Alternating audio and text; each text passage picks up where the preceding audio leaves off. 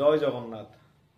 सदाबेले जदि गृह मध्य रही आपण मानसिक अशांति भितर रहुचंती तेबे वास्तुरे कौन प्रतिकार करिबा दरकार।